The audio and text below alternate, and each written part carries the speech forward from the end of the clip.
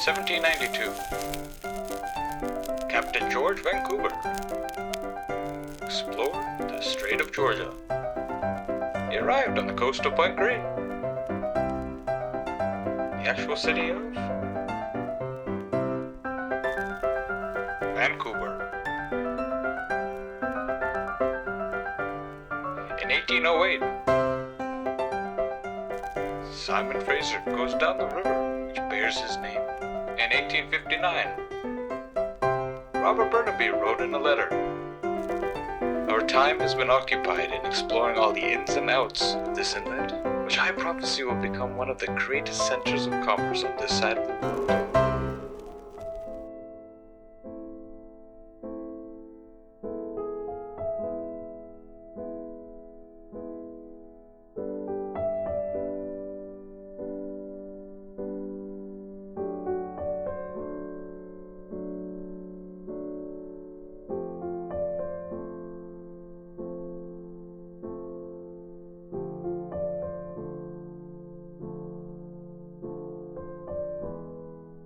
At the time of the Expo 86, a lot of people came to Vancouver.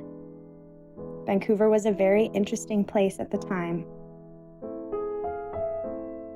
But to welcome all these people, it was necessary to dislodge people who lived in the downtown east side, to put hotels up instead. To the detriment of the people who lived there, who were not necessarily relocated.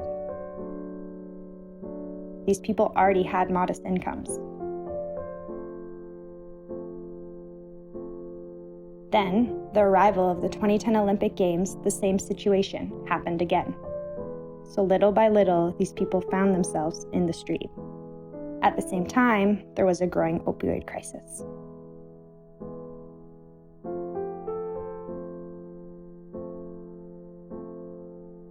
What has happened in recent years is that the opioid crisis has gotten worse.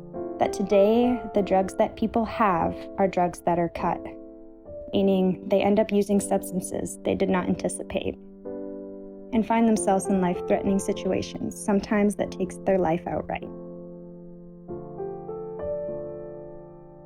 The pandemic isolated people a lot.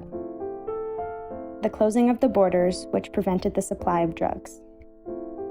They put themselves in more danger during this time because of what they consumed, and they had no one to watch over them.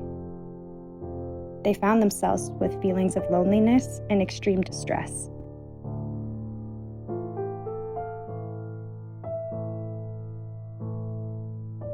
With inflation and current housing shortage, these people cannot be accommodated in any way.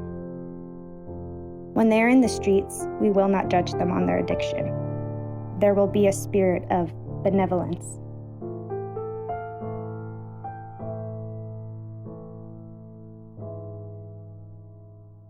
So we take a little bit of this mixture, it creates something explosive. Eventually, people end up in the streets in order to find a community.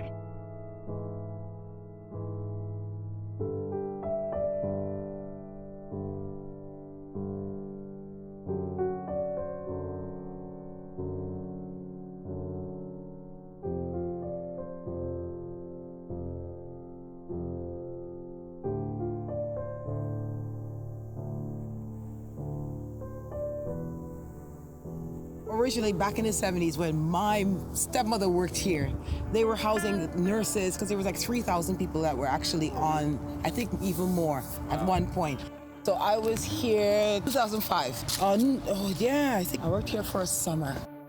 No, they weren't over the top. They were just normal. Okay. They were just people with just regular mental health issues and trying to get back in society. It wasn't a lockdown like the psychiatric, which is across the street. By Colony Farm? Yeah, that's a total lockdown.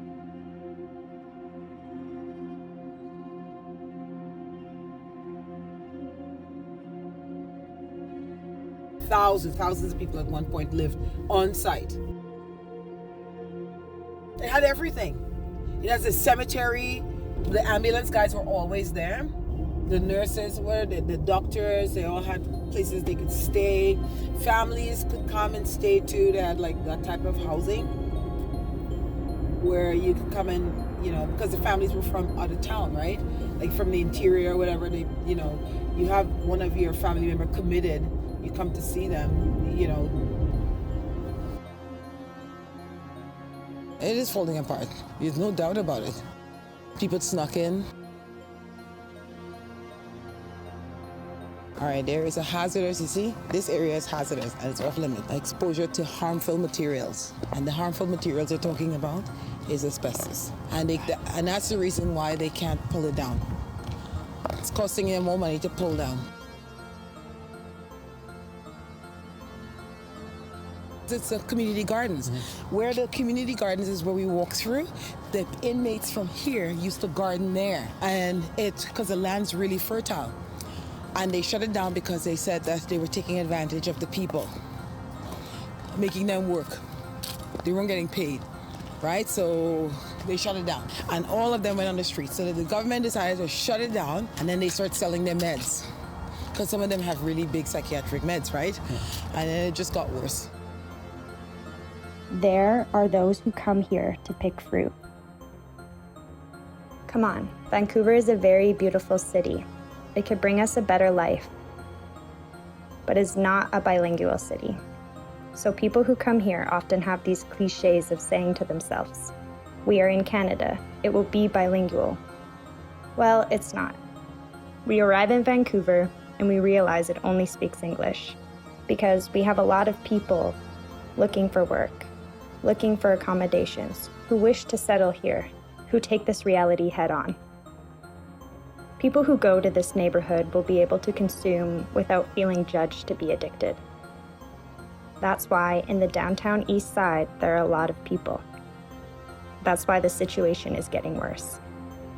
It is also difficult for these people to get out of this neighborhood, since it's in this neighborhood that they will find things to help them. When a person lives on the streets, they will adopt social codes. They will adopt other social priorities to be able to survive in their universe. But then, to be able to get out of it, you will have to give up certain things that they were able to learn from that society.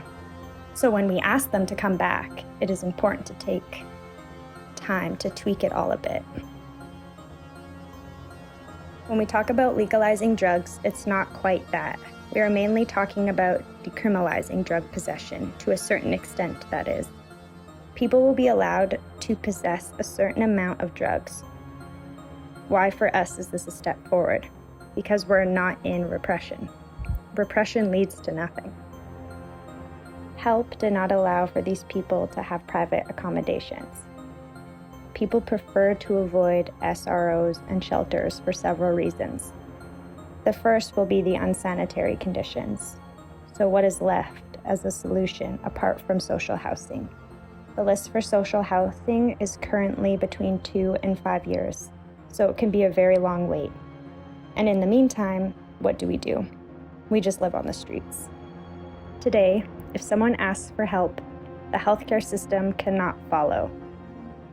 There is a great lack of professionals, money, and follow-up for a person who has a mental health crisis, or a person who will be asked to stop using, will not necessarily be able to be taken care of immediately, unless something endangers their life or the lives of others.